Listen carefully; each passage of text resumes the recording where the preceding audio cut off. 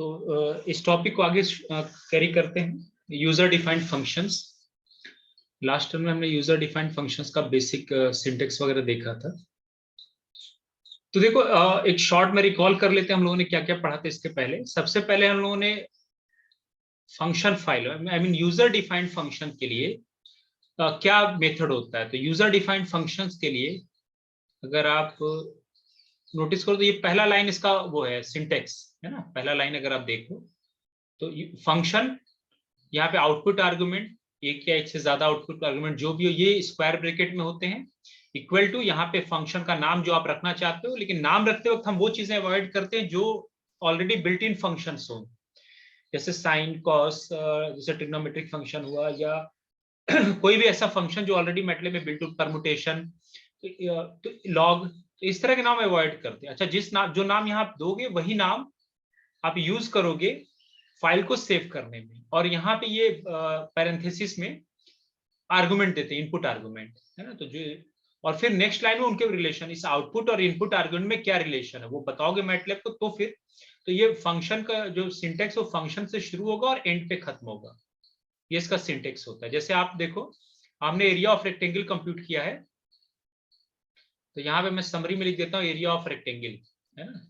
Area of rectangle पहले ये लिख देते हैं क्या कंप्यूट कर रहे हैं, एरिया ऑफ रेक्टेंगल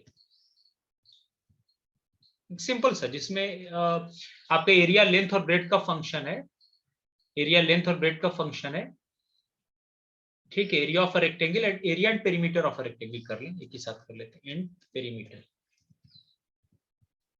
मतलब यहाँ पे दो इनपुट और दो आउटपुट है ना, area and perimeter of rectangle. तो रेक्टेंगल का डायमेंशन क्या, लेंथ और ब्रेड्थ।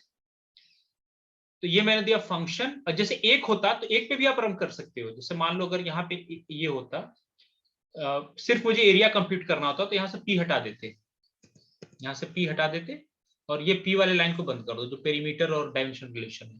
तो एरिया दे देगा लेंथ इंटू ब्रेड्थ आपने, और मैंने इस नाम से कॉल करूंगा एरिया रेक्टेंगल। इस नाम को जब आप कॉल करके और एल और बी की वैल्यू आप दोगे जब कमांड विंडो पे, तो ये रन तो ये बेसिकली इस नाम से सॉरी। तो आपको क्या करना पड़ेगा, इसको पहले इस नाम से फाइल कॉल करनी पड़ेगी। जैसे इसको यहाँ कॉपी किया और जाकर कमांड विंडो पे आप इसको कमांड विंडो पे इसको कॉल करोगे और वहां पे लेंथ और ब्रेड्थ की वैल्यू कुछ दे दो। जैसे मानो मैंने लेंथ 2 दे दिया और ब्रेड्थ को दे दिया 3 दे दिया और करके इंटर कर दो, तो ये आगे 6, ठीक है ना। ये वर्क स्पेस में सेव भी हो जाता है जो आपका आंसर फाइनल है। वर्क स्पेस में देखोगे तो इस आंसर ये 6 दिखा रहा है यहाँ पे, ठीक है। अब आप मान लो यहाँ, तो ये तो वो केस हुआ जिसमें एक इनपुट आउटपुट एक था और इनपुट एक से ज्यादा। तो हमने इनपुट को किस में रख दिया, ये पैरेंथेसिस में, ये फंक्शन का नाम इसी फंक्शन के नाम से कॉल करेंगे और एक इनपुट आर्गुमेंट था कैपिटल ए। अब मान लो मुझे दो आउटपुट एक आउटपुट आर्गुमेंट था कैपिटल ए, मान लो मुझे दो आउटपुट रखना है, मैं उसको पेरीमीटर भी कंप्यूट करना चाहता हूं, ठीक है। तो ये जो पेरीमीटर जो है, यहाँ पे पेरीमीटर और इसमें दो क्या रिलेशन है, तो अब सबको मालूम है पेरीमीटर क्या formula, 2 times length plus bread. आपने ये कर लिया और इसको फिर जब यहाँ पे रन कराएंगे तो इसको दोबारा कॉल करेंगे, तो अब ये आपको एरिया और पेरीमीटर दोनों की वैल्यू दे देगा। तो मैंने ये कॉपी ऑलरेडी किया था, आप इसको कॉपी करके कमांड विंडो पे जाएं, कमांड विंडो पे जाके जब रन करेंगे और लेंथ ब्रेड्थ का कुछ वैल्यू दे दें। जैसे मान लो मैंने 3 और 4 दे दिया, 3 और यहाँ 4 दे दिया 4 और इंटर कर दिया, तो देखो ये आपको एरिया भी आ गया, एरिया 12 हो गया और पेरीमीटर कितना हो गया, 14 हो गया, ठीक है। तो ये बेसिक था इसका, सिंपल सा ये फंक्शन फाइल बनाए तरीके। लेकिन हमेशा याद रखें फंक्शन फाइल में पहला जो स्टेटमेंट होता है फंक्शन का डिक्लेरेशन होता है, उसके बाद सारी चीजें वैसी करनी है जैसे आप स्क्रिप्ट फाइल में करते हुए फंक्शन और फंक्शन का कॉम्बिनेशन एंड। तो ये देखो लाइन दिखा रहा फंक्शन के साथ एंड, ये इसका सिंटेक्स होता था, you have to follow this syntax. तो हमेशा रखें इनपुट आर्गुमेंट में ये लेंथ, जितने इनपुट आर्गुमेंट होते हैं वो इसमें पैरेंथेसिस में देते हैं, और आउटपुट आर्गुमेंट क्या होता है क्लोज्ड इस ब्रैकेट में देते हैं। और अगर मान लो एक ही आउटपुट आर्गुमेंट है तो ब्रैकेट लगाना जरूरत नहीं है, आप सिंपल भी लिख सकते हो। जैसे मैंने क्यूब कंप्यूट किया था। अच्छा, लेकिन ये होता है ना, जैसे एक तो अब इस नाम से सेव हो गया, तो आप प्रोग्राम में इस नाम से कॉल भी कर सकते हो। दूसरा तरीका ये होता है कि जैसे बार बार अगर किसी प्रोग्राम में कोई एक चीज कंप्यूट हो रही हो, बार बार कंप्यूट हो रही हो, तो उसके लिए एक और इसमें कमांड है इनलाइन फंक्शन। तो इनलाइन फंक्शन का हम देख लेते हैं, इनलाइन फंक्शन का एप्लीकेशन, वो भी यूजफुल है। उसमें क्या है ना, प्रोग्राम के अंदर ही आप एक ही लाइन में फंक्शन की डिफाइन करके जो भी फंक्शन है और उसकी वैल्यू उसी के अंदर कंप्यूट कर सकते हो। उसके लिए वैसे देखो वो तो ठीक है, लेकिन कम से कम एक बार रीडिंग किताब की जरूर कर लिया करें। बहुत से ऐसे पॉइंट्स होते हैं जो अक्सर मिस कर जाते हैं। तो बेसिकली बुक से भी जो मैं पैरेलल चल रहा हूँ, तो बुक में क्या होता है, हर एक चीज कवर हो जाती है। तो आप कम से कम किताब से भी पढ़ने की आदत डालें, ये नहीं कि डायरेक्टली सिर्फ बस कंप्यूट करना जान गए और वही सब कुछ हो गया, नहीं। और कल मैं देखा था काफी लोगों ने सही क्वेश्चन सॉल्व किया था, ऑलमोस्ट सभी ने। कुछ और क्वेश्चन हम डिस्कस करेंगे, लेकिन थोड़ा सा भी और देख लेते हैं इसमें, इनलाइन फंक्शन वगैरह। एक तो हम लोगों ने ये देख लिया था कि स्क्रिप्ट फाइल और फंक्शन फाइल में क्या डिफरेंस है।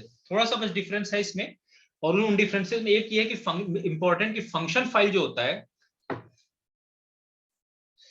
उसका पहला लाइन डिक्लेरेशन जो होगा वो फंक्शन का कमांड होगा, है ना। फंक्शन फाइल में पहला लाइन जो होता है वो फंक्शन का डिक्लेरेशन होता है। First line in a function file is the function definition line. Second, ये जो आपने जो वेरिएबल जो स्टोर होते हैं ना स्क्रिप्ट फाइल में, ये लोकल होते हैं, है ना। मतलब ये पर्टिकुलर उसी प्रोग्राम के लिए the variables in a function file are local. जैसे देखा ना 2 3 वैल्यू दिया था तो 6 आ गया था, वर्क स्पेस में 6 सेव हो गया था। अच्छा, जब फंक्शन फाइल को सेव करें तो नेम सेम होना चाहिए, और हमेशा हमेशा standard I mean inbuilt function जो मैटलैब में ऑलरेडी इनबिल्ट है उन नाम को अवॉइड करेंगे सेव करते वक्त। कोई भी छोटा नाम और दो नाम अगर जो है तो उसको अंडरस्कोर से ज्वाइन कर देंगे, वो सब बेसिक पहले मैं बता चुका हूं। तो ये हो गया। अब यहाँ पे एक इनलाइन फंक्शन बड़ा यूजफुल है। इनलाइन फंक्शन, ये प्रोग्राम जैसे बड़े प्रोग्राम लिखो ना तो उसमें इनलाइन फंक्शन बिल्कुल फंक्शन फाइल की तरह वर्क करता है ये भी। This is also kind of function files, in fact more advanced. So function files can be used for simple mathematical functions, for large and complicated math functions that require extensive programming, and as subprograms in large computer programs. In cases when the value of a relatively simple mathematical functions has to be determined several number of times within a program, MATLAB provides the option of using inline functions.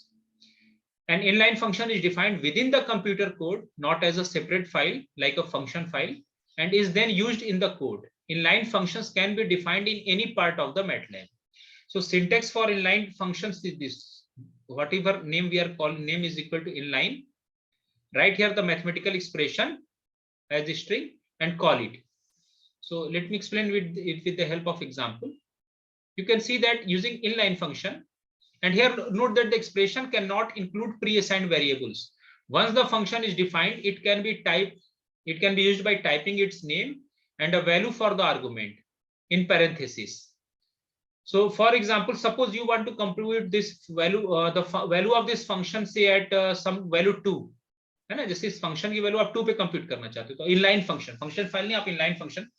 तो मान लो मैंने ये total fa को allot कर दिया, fa inline, यहाँ पे inverted comma में जो एक्सप्रेशन जैसे आप लिखते हो टोटल एक्सप्रेशन को विद इन द टेक्स्ट लिखने के बाद अब आप अगले ये टोटल एफए में सेव हो गया।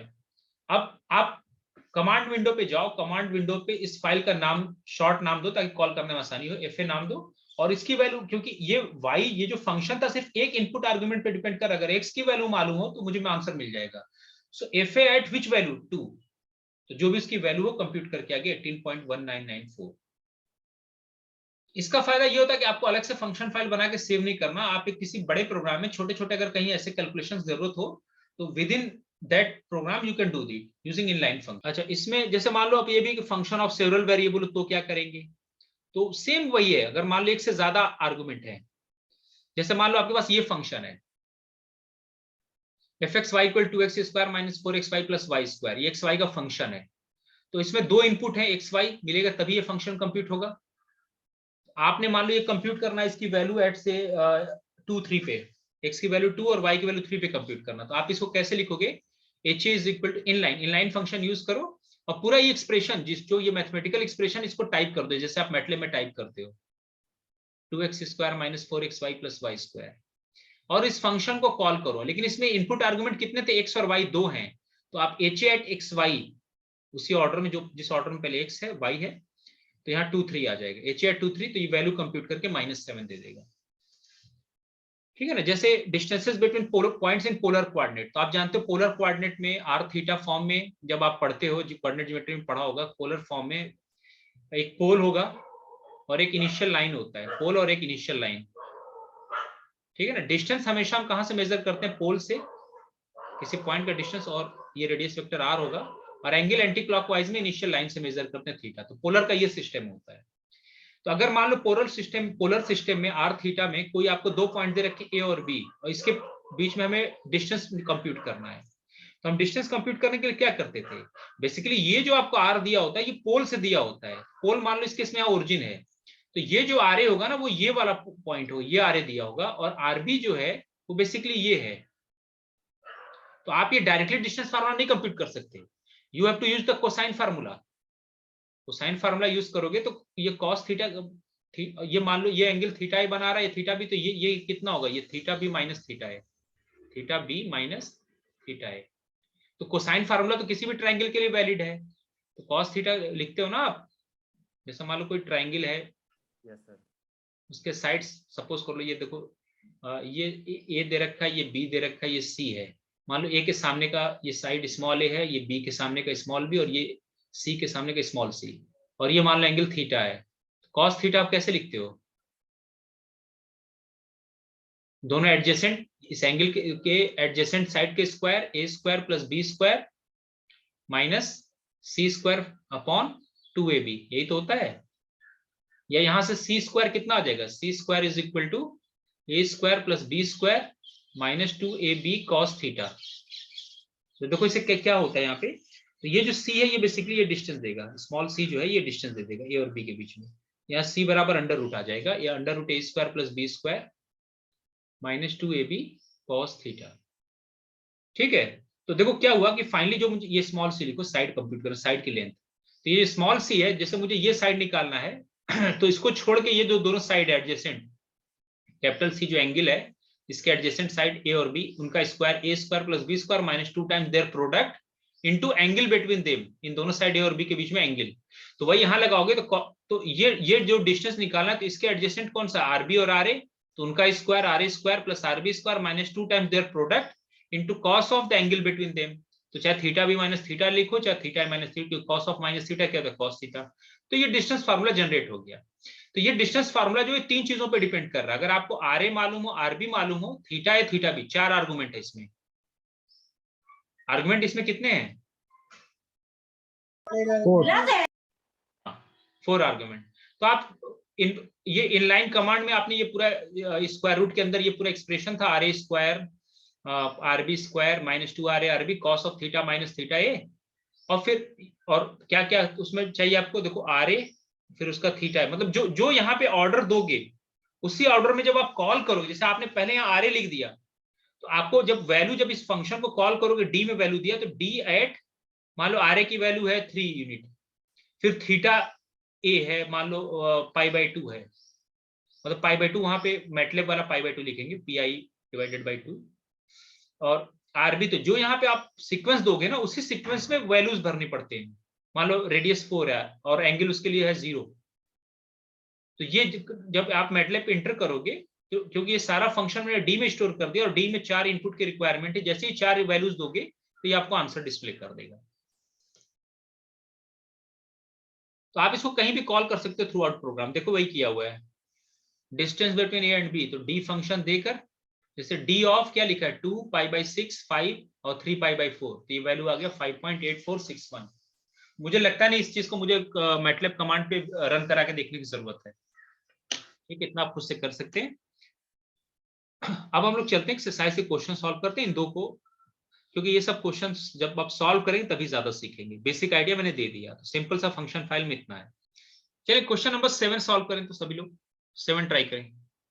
Write a user defined MATLAB function that determines the angle of a triangle when the lengths of the sides are given. For the function name and argument use AL for alpha, BT for beta, gamma, और function का नाम देना triangle और input argument से ABC. Use the function to determine the angle in triangle with the following. देखो इसमें 3 inputs और 3 outputs हैं, तो पहला लाइन तो फंक्शन का डिक्लेरेशन होगा, सेकेंड लाइन जो होगा आपको 3 इक्वेशन देना पड़ेगा, अल्फा का एबीसी से क्या रिलेशन है, बीटा का एबीसी से क्या रिलेशन है और गामा का एबीसी से क्या रिलेशन है। ठीक है ना, जैसे उसमें दिया था ना एरिया ऑफ रेक्टेंगल और पेरीमीटर कंप्यूट करने में, तो पहला लाइन तो फंक्शन का डिक्लेरेशन ले लिया था और फिर बताया पेरीमीटर डायमेंशन ए और बी से कैसे रिलेट है और एरिया कैसे रिलेट है, आई मीन लेंथ ब्रेड जो भी आप नोटेशन ले रहे हो।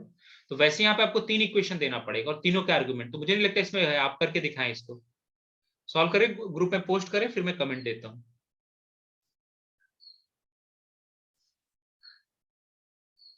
क्वेश्चन नंबर 7, इसमें और भी क्वेश्चन 7 करेंगे।